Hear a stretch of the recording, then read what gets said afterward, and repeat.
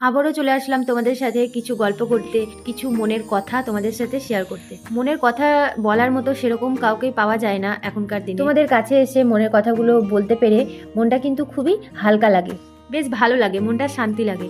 আজকেও সেরকমই কিছু গল্প তোমাদের সাথে করতে চলে আসলাম। সকালবেলাতে ছাদে গিয়ে দেখি আমার এক পাতি টগর ফুল গাছটায় ফুল ফুটেছে। এই প্রথম ফুল ফুটলো, কি আনন্দ যে হচ্ছিল কি বলবো। একটা ডাল এনে বসিয়ে দিয়েছিলাম, কি সহজে ডালটা হয়ে গেছে। যে ডাল সহজে হয়ে যায় খুব ভালো লাগে, খুব আনন্দ লাগে গাছ করতে। আর এক একটা ডাল আছে এত মানে কি বলবো ধ্যাতলা টাইপের, হতেই চায় না। তুমি যেভাবেই ডালটা বসাও না কেন চারা করার জন্য কিছুতেই হতে চায় না। ঠিক মানুষের মতো এক একটা মানুষ থাকে না প্রচন্ড ধ্যাতলা টাইপের, ঠিক সেরকম। আর এক একটা মানুষ থাকে সহজ সরল, তাকে একবার কোনো কথা বললেই সে বুঝতে পারে, ঠিক সেরকম একটা গাছও আছে। যেভাবেই তুমি লাগিয়ে দাও না কেন হয়ে যাবে। আবার এক একটা গাছের ডাল আছে তুমি যতই যত্ন করে লাগাও না কেন গাছটা হতেই চায়। যাই হোক, অনেক গল্প করে ফেললাম। আজকে আমি রান্না করেছিলাম ডিমের ঝোল, আর তার সাথে করেছিলাম শুক্তো। এই শুক্তোটা আমি প্রথমবার রান্না করলাম। আমি জানি এইভাবে শুক্তো রান্না করে, কিন্তু আমি কোনোদিন রান্না করিনি। খেয়েছি কিন্তু কোনোদিন রান্না করিনি। আমি এমনি শুক্তো রান্না করি অন্যভাবে, কিন্তু এইভাবে করিনি কোনোদিন।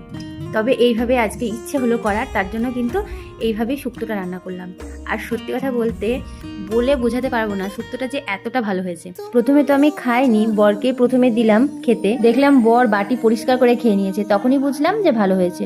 তবুও আমি তখনও কিন্তু শিওর ছিলাম না, কারণ বর কখনোই বলে না যে খারাপ হয়েছে, খারাপ হলেও বলে না, ভালো হলেও বলে না, খেয়ে নেয়। আমি জিজ্ঞেস করি যে কি গো আজকে রান্নাটা কেমন হয়েছে। তারপরে আমি যখন খেলাম তখন দেখলাম সত্যিই কিন্তু রান্নাটা খুবই ভালো হয়েছিল।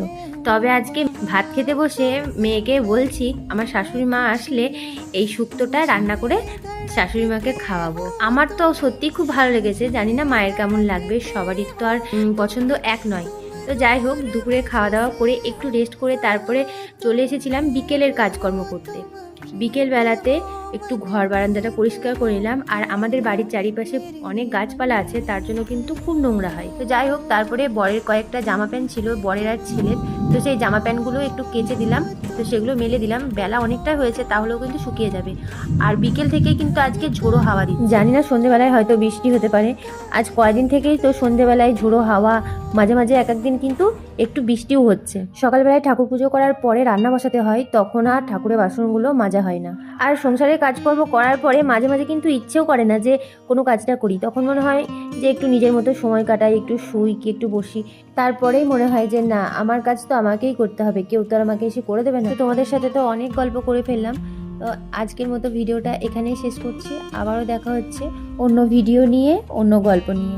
ততক্ষণের জন্য তোমরা সবাই খুব ভালো থেকো।